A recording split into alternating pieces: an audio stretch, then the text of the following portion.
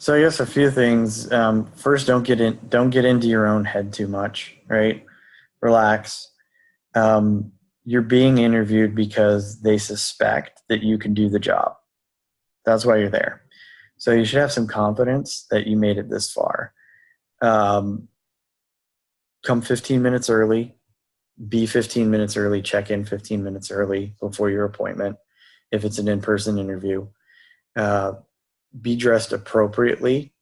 So if you're going into a place that's business casual, I always go in a suit. Um, if it's a casual environment, I might go business casual, but you want to dress a little bit nicer than the occasion calls for, like going to work there would be. So if it's a jeans and t-shirt sort of place, you should come in like dress pants and maybe a button-down shirt or, a work dress or something along those lines.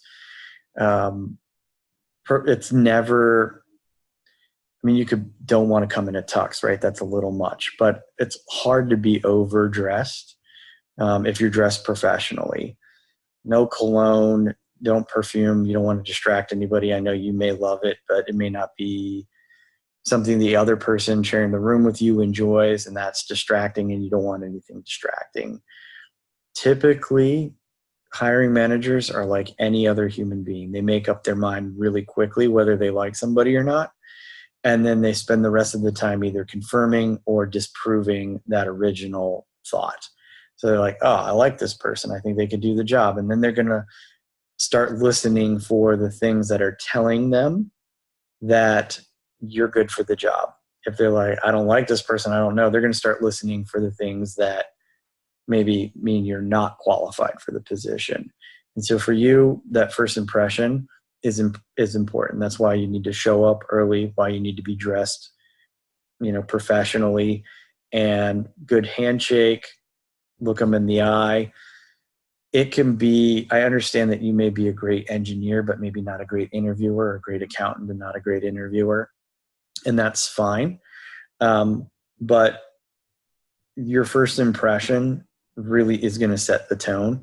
And either you're going to be using, depending on the way that you're perceived, you're going to spend that interview either trying to give the hiring manager as many reasons to confirm their suspicion that you're good, or you're going to have to spend your time removing their doubts about you. And you do those both basically the same way, by being confident and by explaining in detail what it is you can do. And the best way to do that is to come prepared with specific examples. So, can you do X, Y, Z? Yes. As a matter of fact, in my last company, you start off with what you were asked to do, what's the situation. You were asked to do this project, or you were asked to find this candidate, whatever it was. What was the situation? Then explain your actions. What did you do? And then explain the outcome. In the end, this is what happened. An example for me would be, I worked at an insurance company where we had to find agents all the time.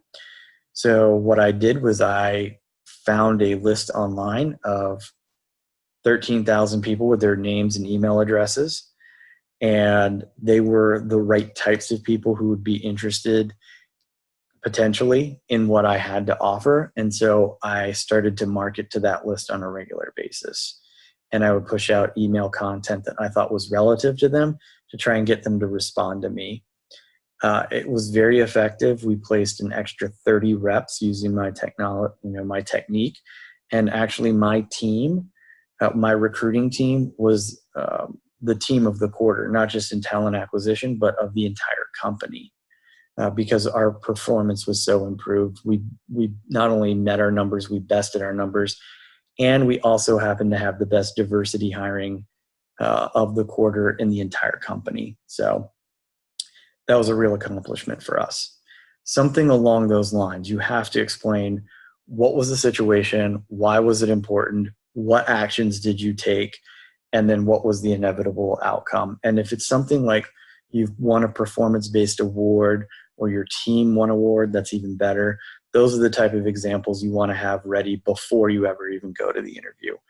Because it's hard for people who don't interview to come up with examples of the things that they've done right on the spot. So prepare yourself with 2 or 3 examples of things that you've accomplished that you're proud of, that demonstrate you're competent in what you do and that you're a good team player. All about the company. Oh, and the last thing, ask questions.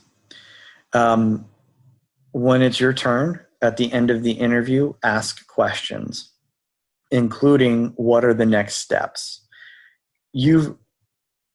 Some people feel like they don't really want to ask for the job because it's being too aggressive, or maybe they're not 100% sure they're interested. And my philosophy has always been, do everything you can to get the job. It's better to have a job offer and be able to turn it down than to not have a job offer and possibly be interested. So, allow the company to do what they think is in their best interest, whether they're interested in pursuing you or not. But I would tell you, as somebody interviewing for a job, be assertive as you possibly can be in every job, because you've invested time and energy to get yourself to this point.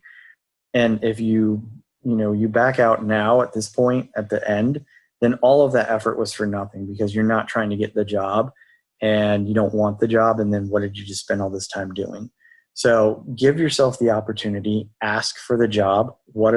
I'm really interested in this position. What are the next steps? Do you have any other questions for me? Some other questions to ask them besides those questions would be, what attracted you to this place to work? Why do you stay? What are the 2 biggest challenges that you face as a team right now? And what would you be looking for somebody to join your team be able to help with those?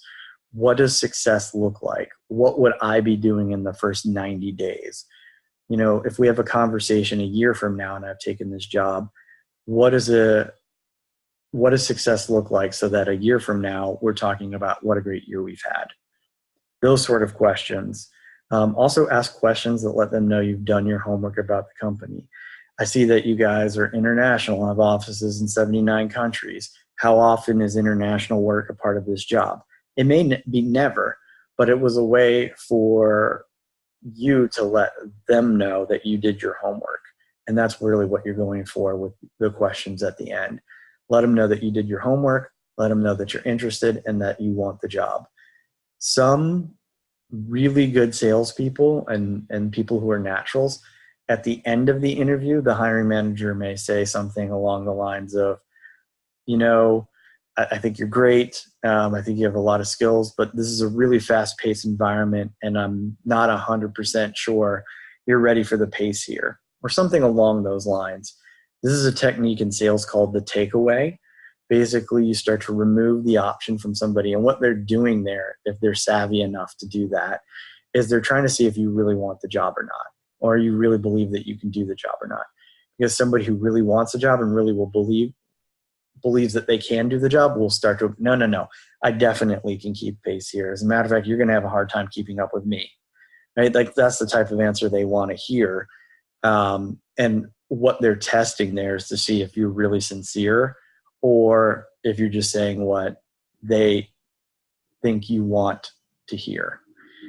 So be aware of that technique too. Not a lot of interviewers have the kind of training. Some people are naturally good at that sort of thing.